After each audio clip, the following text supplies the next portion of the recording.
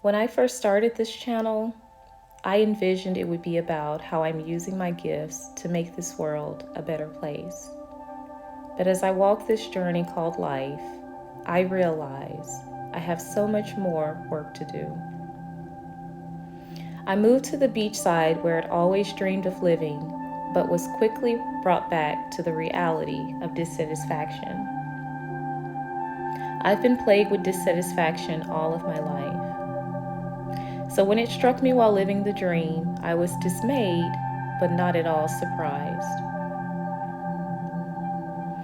I have often wondered if chronic dissatisfaction is something we adapted to help us achieve goals in a world that requires us to operate outside of what feels natural.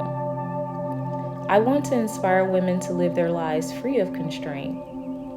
How was I to do this when I myself had reached the pinnacle of what I imagined was success, a small place near the beach?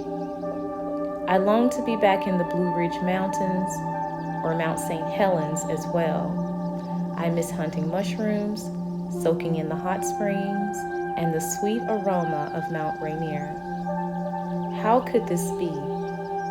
I had longed to travel to faraway places and to end my nomadic existence nestled in between an inlet and the ocean ever since I was a child. My dream came true quickly, but was even more swiftly shattered. I decided to rely on what always made me feel better: food. I cooked my favorite sliders and said a prayer of thanksgiving. I had complained, but I knew I needed to be grateful. I had overcome so much. I was doing amazing when I looked back over my life. Still, I couldn't get the scenic heights or the majestic mushrooms out of my head. We're in hurricane season. Over a couple of days, I sat reading books under the roar of thunderstorms. I took late evening walks and witnessed the skies magically turn into the prettiest pastel shades, only to fade hours later into the twinkle of night. I was living the dream, but whose dream exactly? What will life look like when I awake? The fear of the unknown can be paralyzing, despite it being a dream.